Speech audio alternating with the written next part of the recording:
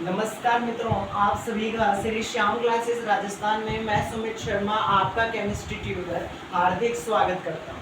आज की इस लर्निंग क्लास में अपन सीखने वाले हैं फंक्शनल ग्रुप की आईयूपीएस। इससे पहले जो मेरा लेक्चर आया था उसके अंदर आपने फंक्शनल ग्रुप के बारे में पढ़ा होगा। कौन कौन से फंक्शनल ग्रुप के बारे में हमने पढ़ा था? हेलोजन, एल्डिहाइड, कीटोन और कार्बोनिल समूह, इनके बारे में अपन चर्चा कर चुके थे। और आज की इस क्लास के अंदर हमें आईयूपीएसी सीखनी है फंक्शनल ग्रुप। सबसे पहला मेरे पास फंक्शनल ग्रुप आता है हेलोजन। और हेलोजन कौन कौन से हैं? Halogen fluorine, chlorine, bromine, iodine है। और अपने सिलेबस के अंदर हमें क्लोरीन, ब्रोमीन, आयोडीन के आईयूपीएसी लिखने हैं, फ्लोरीन के नहीं लिखने हैं। तो बात देखिएगा, आप जब भी आपको हेलोजन कहीं पर दिखता है तो उसके नाम के पहले आप पूर्व लगन लगाएंगे और फंक्शनल ग्रुप में अनुलगन लगेगा, मतलब उनका जो नाम का जो शॉर्ट लेटर है वो लास्ट में लगेगा, पर हेलोजन का पहले लगता है इसलिए पूर्व लगन है। अगर आपका हेलोजन क्लोरीन है तो आप वहाँ पर क्लोरो शब्द का प्रयोग करेंगे। अगर आपका फंक्शनल ग्रुप ब्रोमीन है तो ब्रोमो शब्द का प्रयोग करें। अगर आपका फंक्शनल ग्रुप आयोडीन है तो आयोडो शब्द का प्रयोग करें।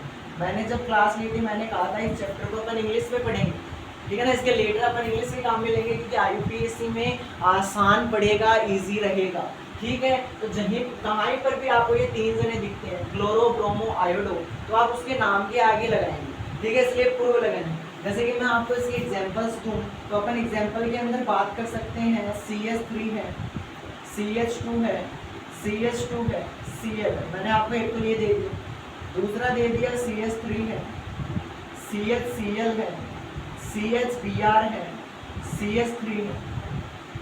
ऐसे ही मैं आगे बढ़ूँ तो मैंने आगे आपको दे दिया CH3 है, CHIBr, CH3 है, ये मैंने दे दिया। तो एक बार आईयूपीएससी नाम लिखते समय हमने कुछ रूल पढ़े थे, वो रूल को रिपीट करें। सबसे पहला रूल कि कार्बन परमाणु की संख्या को गिनेंगे। दूसरा, हेलोजन परमाणु या फंक्शनल ग्रुप को सबसे कम नंबर देंगे। तीसरा, डबल बॉन्ड को, थर्ड बॉन्ड को प्रायोरिटी देंगे, उनको भी कम नंबर देंगे, ठीक है। तो नाम लिखेंगे। इनका पूर्व लगन आता है इसलिए इनका जो नाम है वो पहले लिखा जाएगा। आपको सबसे पहले ध्यान देना है, कार्बन संख्या गिननी है तो 1 2 3, 3 कार्बन की चेन है। 1 कार्बन होता है तो मैथ आता है, 2 कार्बन होता है तो एथ आता है, 3 कार्बन होता है तो प्रोप आता है। याद रखिएगा, आईयूपीएससी के अंदर काम आएगा। फंक्शनल ग्रुप को कम नंबर देना है इसलिए मैं इसको 1 दे देता हूँ, ये पास में इसलिए इस कार्बन को 1 देता हूँ, इसको 2, इसको। तो मेरा फंक्शनल ग्रुप का आईयूपीएससी क्या बैठेगा? 1 क्लोरो, क्योंकि फंक्शनल ग्रुप को मैंने कौन सा नंबर दिया है? 1 क्लोरो, 3 कार्बन है इसलिए प्रोप, और सारे सिंगल बॉन्ड है इसलिए ANEN। इसका आईयूपीएससी बैठेगा 1 क्लोरोप्रोपेन, ठीक है। सबसे पहले आपको हेलोजन देखना है, हेलोजन जिस कार्बन से जुड़ा हुआ है उसे आपको कम नंबर देना है, ठीक है। यहाँ पर देखो, यहाँ पर आप बोलोगे भैया 2 हेलोजन है, दोनों अलग अलग हैं, किसको मैं कम नंबर दूँ? अगर मैं क्लोरीन को 2 नंबर देता हूँ तो ब्रोमीन बुरा मान जाएगा, ब्रोमीन को 2 नंबर देता हूँ तो क्लोरीन बुरा मान जाएगा। सेम सिचुएशन बैठ रही होगी। यहाँ पर आप सॉरी, यहाँ पर आप अल्फाबेटिकली ऑर्डर का ध्यान रखेंगे। इंग्लिश के जो अक्षर आते हैं ABCD उनका ध्यान रखेंगे, अल्फाबेटिकली ऑर्डर। तो ब्रोमो पहले आएगा कि क्लोरो पहले आएगा? तो आप बोलोगे भैया अंग्रेजी के अंदर B पहले आता है इसलिए मैं ब्रोमो को कम नंबर दूँ। आईयूपीएससी नाम लिखने का रूल नंबर 4 है कि अल्फाबेटिकली ऑर्डर द्वारा लिखा जाता है। पहले उसका नाम आता है जो अल्फाबेटिकली ऑर्डर में पहला आता है। यहाँ पर B पहले आएगा इसलिए अपन B को कम नंबर देंगे। 1 2 3 4, तो मैं लिखूंगा 2 ब्रोमो क्योंकि 2 नंबर पर ब्रोमो है, फिर क्लोरो, 2 ब्रोमो 3 क्लोरो, कार्बन 4 है इसलिए बाई, और सारे सिंगल बॉन्ड है इसलिए ANE, 2 chloro 3 bromo, sorry 2 chloro 3 bromo, butane आईयूपीएससी बैठ जाएगा। समझ में आ रही होगी। दूसरी चीज देखिए, यहाँ पर दोनों फंक्शनल एक में ही है, कैसे ही नंबर दे दीजिए, 1 2 3 दे दिया। अब आप इनका नाम क्या लिखेंगे? आप इनका नाम लिखेंगे 2 ब्रोमो, अल्फाबेटिकली ऑर्डर द्वारा ब्रोमो पहले आएगा, 2 ब्रोमो, 2 आयोडो, 3 कार्बन है इसलिए प्रोप, सारे सिंगल से जुड़े हैं इसलिए ANE। ऐसे आप किसी भी फंक्शनल ग्रुप की क्या कर सकते हैं, IUPAC लिख सकते हैं। मैंने आपको हैलोजन क्रियात्मक समय की IUPAC सिखाई। अगर कोई समस्या है तो आप पूछ सकते हैं, आप इसे नोट करें, फिर हम आगे बढ़ें। सबसे पहले फंक्शनल ग्रुप में आपने हैलोजन की IUPAC पढ़ी। दूसरे नंबर में हम एल्कोहल की IUPAC पढ़ने वाले हैं। एल्कोहल शराब जानते होंगे। एल्कोहल के लिए पूर्व लगन काम में नहीं आता, अनुलगन काम में आता है, मतलब नाम के लास्ट में लगता है, और इसका अनुलगन होता है OL। और अनुलगन क्या होता है दोस्त, OL ऑल। और इसका एल्कोहल का सिंबल क्या होता है, OH।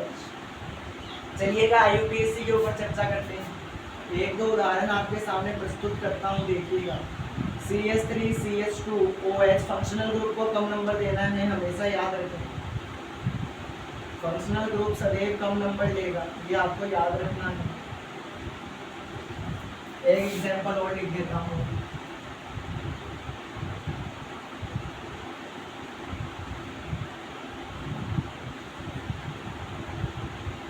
चलिए अब आप बताएं, आप इनकी IUPAC कैसे लिख सकते हैं। मैंने आपको 3 उदाहरण दे दिए।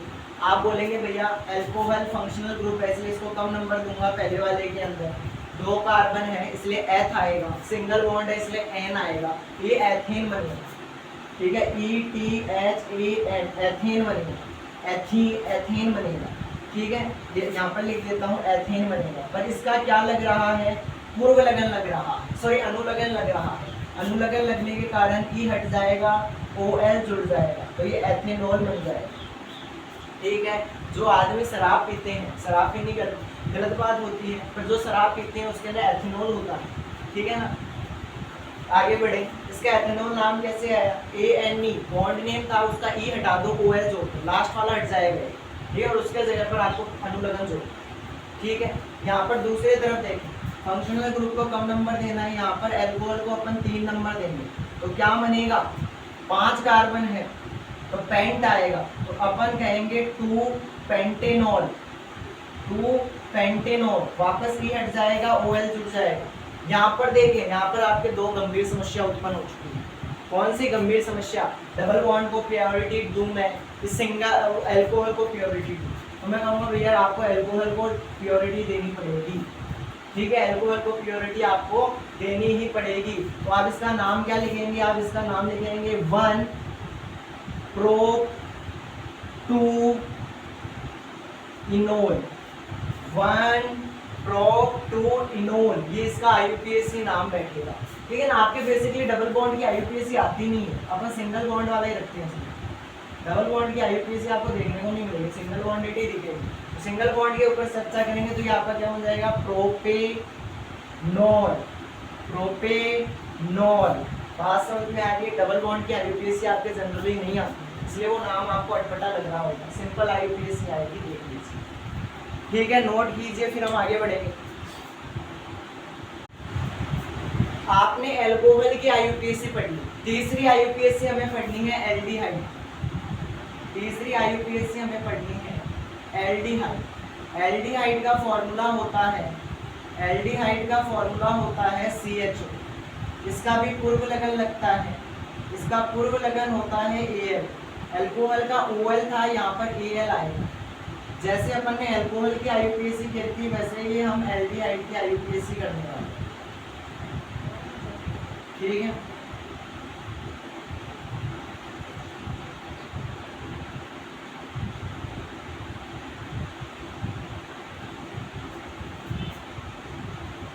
क्वेश्चन आपके लिए लिख रहे हैं, इन तीनों की आपको IUPAC लिखनी है। आप इनकी IUPAC कैसे लिखेंगे बोले, सबसे पहले आप इस कार्बन को काउंट करें, 1 2 3। ठीक है, फंक्शनल ग्रुप को कम नंबर देना है हमेशा। ये प्रोप है, 3 कार्बन इसलिए प्रोप आएगा। सिंगल बॉन्ड है तो ANE आएगा, E हट जाएगा क्योंकि अपन पूर्व लगन जोड़ रहे हैं, तो O है। ठीक है, तो ये आप, सॉरी पूर्व लगन नहीं, अनुलगन लिखना है। पूर्व लगन तो पहले जुड़ता है, अनुलगन पहले, पूर्व लगन तो पहले जुड़ता है, अनुलगन बाद में जुड़ता है, इसका अनुलगन लगेगा। ठीक है ना, तो अनुलगन है इसलिए अपन ने E को हटा दिया और AL जोड़ दिया, OL नहीं जोड़ेंगे, AL जोड़ेंगे। दोबारा से इसको देखें, 1 2 3, 2 नंबर पर फंक्शनल ग्रुप आ रहा है, इसलिए आप लिखोगे 2 प्रोपेनल, 2 प्रोपेनल। यहाँ पर एथेनल, यहाँ पर एथेनल। ध्यान से देखिएगा, IUPAC लिखने का तरीका एल्कोहल जैसा ही है, कुछ चेंज नहीं आया है IUPAC में। IUPAC आपको वैसे की वैसे लिखनी है जैसे आप एल्कोहल की लिखते हैं, ठीक है। इसका अनुलग्न अपन काम में लेते हैं। अनुलग्न क्या है? A है। नोट कीजिएगा, फिर हम आगे बढ़ेंगे। चलिएगा 4 नंबर पर हम IUPAC सीखने वाले हैं ketone. Ketone, ketone carbon double bond oxygen carbon, ये इसका सूत्र होता है। इसका अनुलग्न आप क्या लगाओगे? ONE, ऑन लगाओगे। ONE, 1 नहीं पढ़ेंगे, ऑन पढ़ेंगे, ठीक है। अब इसकी IUPAC हो गई, आपको कहीं पर ऐसे दिख जाए CH3 C double bond O CH3, ये आपको ऐसे दिख जाए CH3 CH2 C double bond O CH3। तो आप इनका नाम क्या लिखेंगे? आपको पता चल गया कीटोन समूह है, ऊपर O है, O जुड़ा हुआ है, तो आप इसके कार्बन काउंट करें तो यहाँ पर 1 2 3 कार्बन है, इसलिए आप प्रो, सिंगल बॉन्ड है सारे AN, ये फंक्शनल ग्रुप का डबल बॉन्ड है। फंक्शनल ग्रुप का डबल बॉन्ड है, फंक्शनल ग्रुप का डबल बॉन्ड अपन को काउंट नहीं करना होगा, ठीक है। E हट जाएगा, ONE जुड़ जाएगा, तो प्रोपे ऑन बन जाएगा, ठीक है। प्रोपे ऑन बन जाएगा। नीचे वाले को चेक करेंगे, 1 2 3 4, तो क्या बन जाएगा? ये आपका बन जाएगा ब्यूटे, ब्यूटे ऑन बन जाएगा। क्या बन जाएगा दोस्त? ब्यूटे एन ऑन बन जाएगा, ठीक है। ये आपने कीटोन की IUPAC देखी है। IUPAC से इस साल बोर्ड के अंदर क्वेश्चन नहीं आया था 23 के अंदर, 24 के अंदर भी मेरे अंदाज तक कम चांस से आएंगे। 5वां देखिएगा, 5वां है कार्बोनिल समूह है, कार्बो की सिलिक अम्ल, ठीक है ना, कार्बो की सिलिक अम्ल। इसका केमिकल फॉर्मूला होता है C डबल बॉन्ड OH, ठीक है। कार्बोसिलिक समूह है, ठीक है ना, कार्बो सलिक समूह है C डबल बॉन्ड OH, ठीक है ना। इसका आपका अनुलग्न होता है ओइक एसिड, इसका अनुलग्न अपन काम में लेंगे ओइक एसिड। उदाहरण से समझने का प्रयत्न करेंगे, तो ये आपका पहला एग्जाम्पल मैंने आपके लिए लिखा,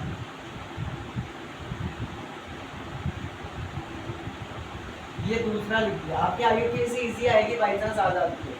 कार्बन काउंट करें इसका, कार्बन काउंट करें तो कार्बन 1 2 3, फंक्शनल ग्रुप का कार्बन भी यहाँ पर काउंट होता है, ठीक है। तो 1 2 3, 3 कार्बन मतलब प्रोपे, ANE, E हटेगा, ओइक, प्रोपेनोइक एसिड। यहाँ पर देखें 1 2 3 4, तो 2 प्रोपेनोइक नहीं 2 ब्यूटेनोइक एसिड, 4 कार्बन है इसलिए ब्यूटेनोइक एसिड। 2 क्यों लगाया? क्योंकि आपका फंक्शनल ग्रुप कितने नंबर पर है? 2 नंबर पर है, इसलिए 2 लगाया है, 2 ब्यूटेनोइक एसिड। ये आपने फंक्शनल ग्रुप की IUPAC सीख ली है। ऐसे आप किसी भी फंक्शनल ग्रुप की IUPAC सीख सकते हैं, ठीक है। इसे नोट करें, फिर हम आगे बढ़ेंगे। चलिएगा IUPAC नामकरण सीखने के बाद में अपन आगे चर्चा करने वाले हैं कार्बन यौगिक के रासायनिक गुणधर्म, ठीक है ना। अगला मेरा टॉपिक है कार्बन यौगिक के रासायनिक गुणधर्म। कार्बन यौगिक के रासायनिक, कार्बन यौगिक के रासायनिक गुणधर्म, chemical properties of carbon compound.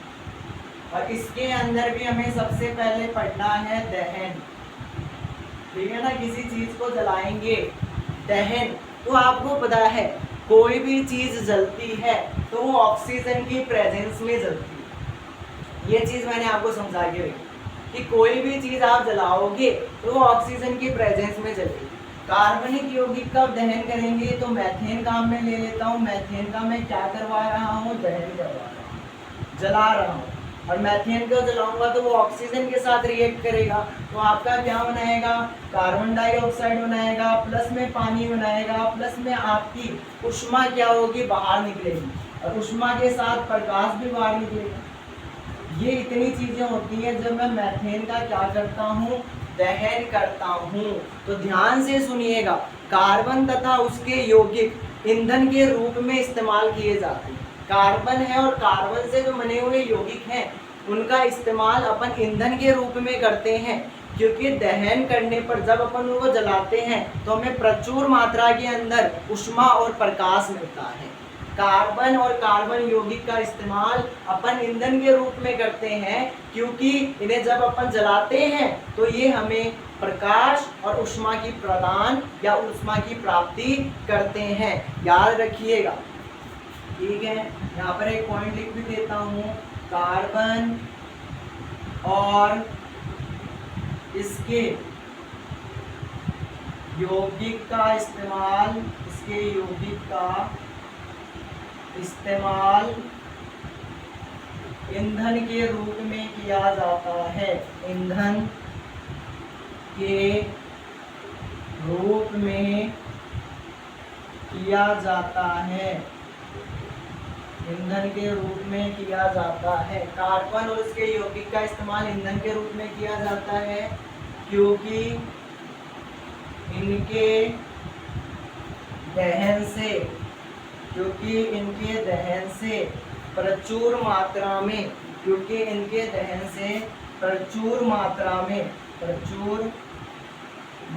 में, ऊष्मा व प्रकाश की प्राप्ति होती है। ऊष्मा व प्रकाश की प्राप्ति होती है। ये पॉइंट आप याद रखेंगे।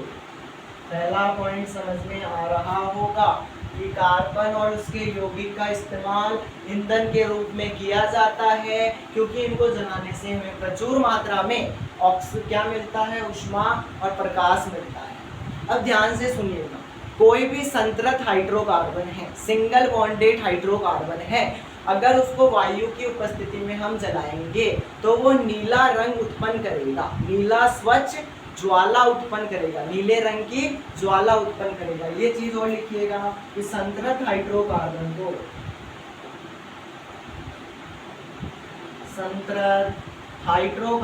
को वायु की उपस्थिति में, संतृप्त हाइड्रोकार्बन को वायु की उपस्थिति में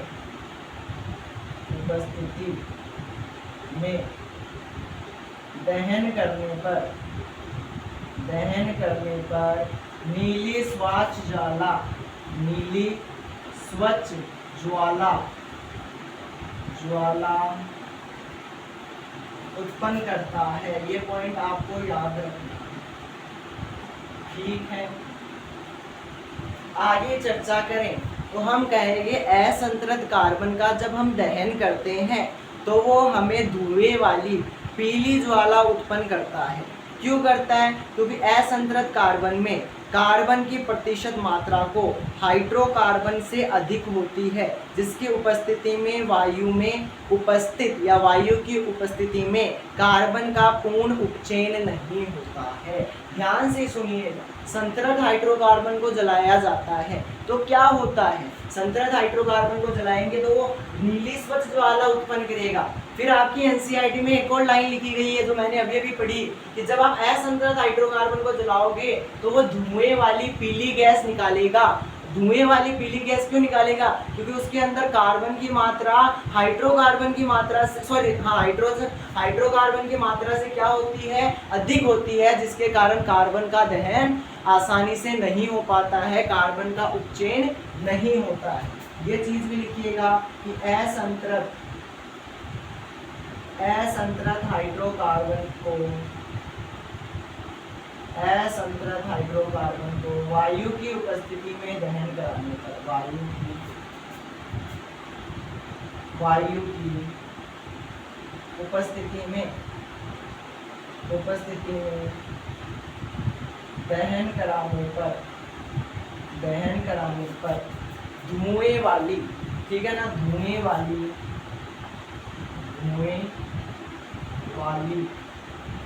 पीली ज्वाला उत्पन्न होती है, ठीक है। क्यों होती है? क्योंकि इसके ना कार्बन की मात्रा अधिक होती है, जिसके कारण कार्बन का उपचयन नहीं हो पाता है। बात समझ में आ रही होगी। ये आपने दहन का पूरा प्रोग्रेस पढ़ा है। उदाहरण मैंने आपको मीथेन का लिखवाया कि मीथेन जब ऑक्सीजन के साथ मिलकर जलेगा तो कार्बन डाइऑक्साइड पानी प्लस उष्मा निकालेगा।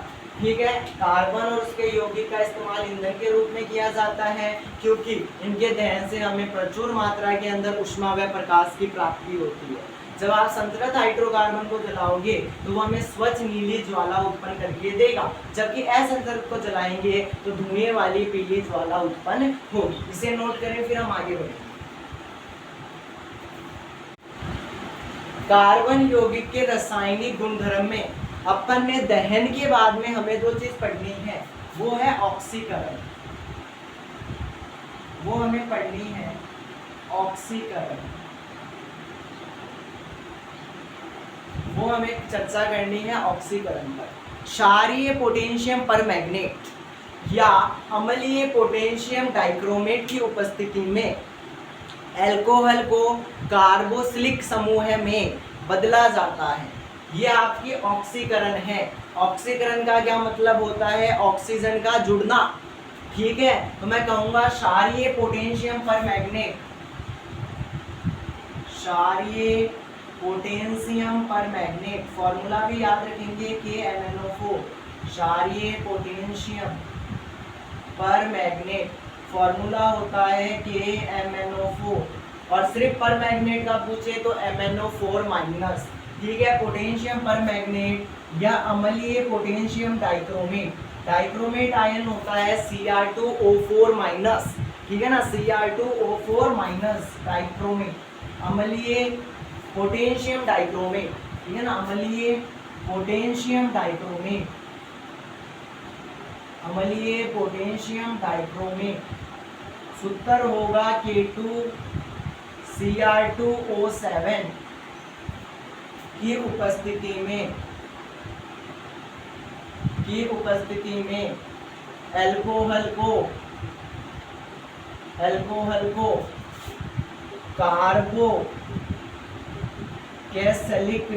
कार्बोकैसिलिक अम्ल में परिवर्तित किया जाता है।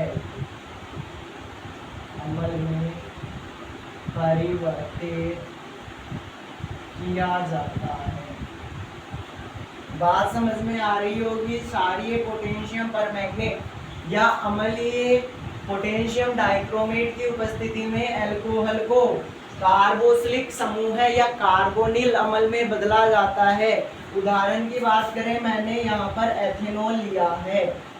ठीक है, और इस एथेनॉल को मैं अभी कार्बोनिल समूह में चेंज करूंगा तो ये रिएक्शन आपकी क्षारीय पोटेशियम परमैंगनेट की उपस्थिति में करा सकता हूँ, नहीं तो इसी रिएक्शन को मैं अम्लीय पोटेशियम डाइक्रोमेट की प्रेजेंस में कराकर इसे मैं किस में चेंज कर सकता हूँ?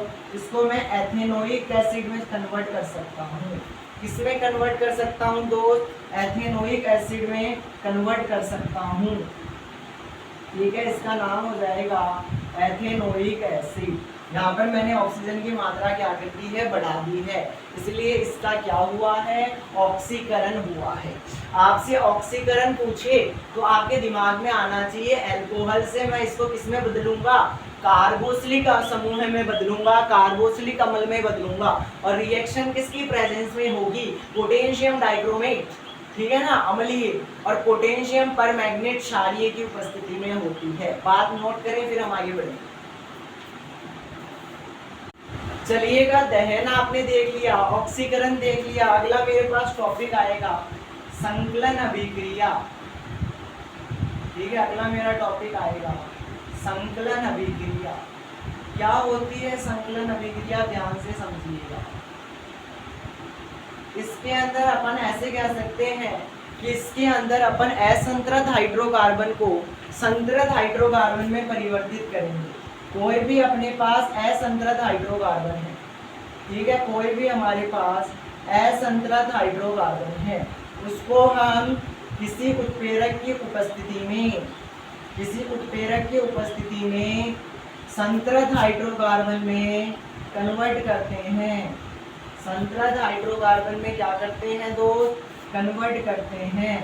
ठीक है, ये आपका संतृप्त हाइड्रोकार्बन है।